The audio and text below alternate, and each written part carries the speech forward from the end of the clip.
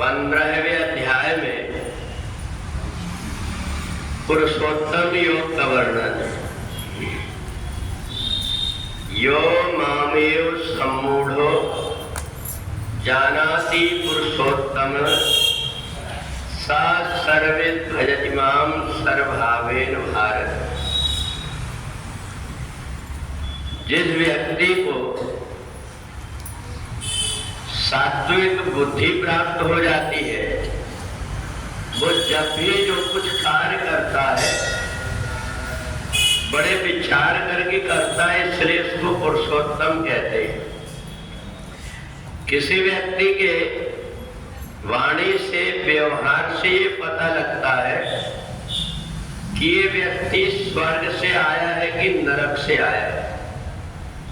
अगर हम अपने व्यवहार से दूसरों का मन जीत सके, दूसरों का मन दुखी ना हो, तो समझ लेना चाहिए कि हमारे ऊपर परमात्मा की कृपा जरूर बनी है।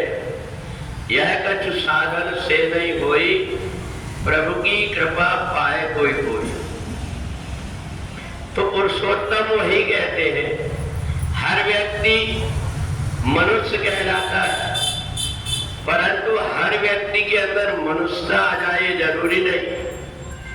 कोई व्यक्ति अगर अपने बांध में पानी रखा हुआ है और पानी पिलाने के लिए कोई मजदूर रखा हुआ है, अगर किसी कारण से मजदूर नहीं आया है और कोई व्यक्ति प्यासा तड़प रहा है, तो हम उसको पानी पिला सकते हैं, इतनी मनुष्यता हो। हम कहेंगे नहीं, हम पानी नहीं दे सकते क्योंकि पानी पिलाने के लिए हमने आदमी रखे हुए हैं। तो हमारे अंदर जो मनुष्यता है, इस मनुष्यता को दिखाई तब देती जबकि हमारे व्यवहार में दिखाई दे।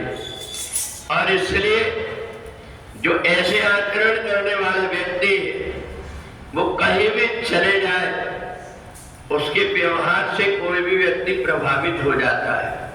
और इसलिए हम बार बार उन लोगों की याद करते हैं जिनका व्यवहार बहुत अच्छा है। सामने बड़ाई करना अलग बात होती और पीछे उनकी बड़ाई करना अलग बात होती।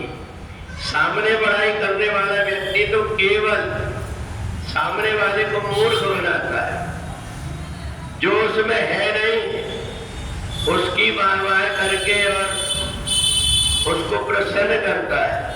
परंतु जो किसी के पीछे उसके व्यवहार की, उसके आचरण की, बोलचाल की, रहन सहन की अगर तारीफ करता है, तो समझ लेना चाहिए कि उस व्यक्ति के अंदर कुछ न कुछ गुण परमात्मा ने दिया है।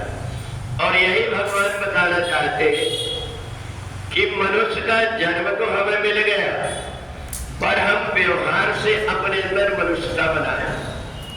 आज पहले जैसे परिवार में सुख और शांति थी, आज धीरे धीरे करके जिस आंगन में अपने बड़े बुजुर्ग बैठ करके अपनी गोद में अपने नाती को लेकर के सुंदर सुंदर कहानी सुनाया करते थे, आज उस आंगन में उनका कोई सम्मान नहीं है। जहां पर कोई बुजुर्ग रहते हैं, उनके घर में कभी बालकों की किलकारी पूजा करती थी।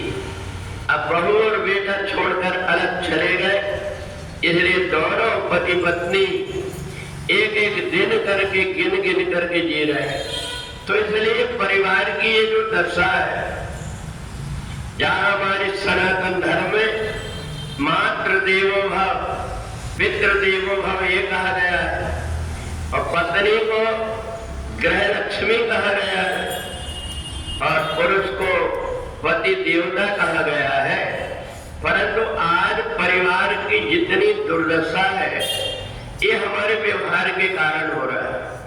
हम व्रत और उपवास तो बहुत करते हैं, परंतु हमें ये विचार नहीं है कि हम जो व्रत कर रहे हैं, ये व्रत में वास्तविकता में है कि केवल दिखावा मात्र है।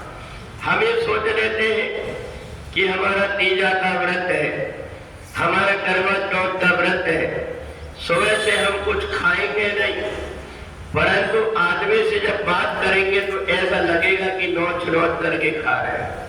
तो इसलिए अगर अपने पति की दीर्घायु बढ़ती है तो वो बढ़ती है ऐसे मीठे व्यवहार करने से, मीठी वाणी बोलने से।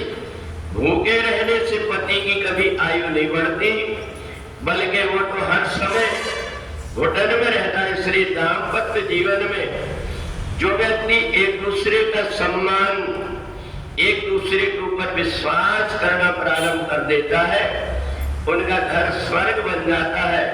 इधर उधर उनको भटकना नहीं पड़ता। अन्यथा घर में पति और पत्नी जहां है उनके बीच में कोई ना कोई चीज से विवाद होते रहता है।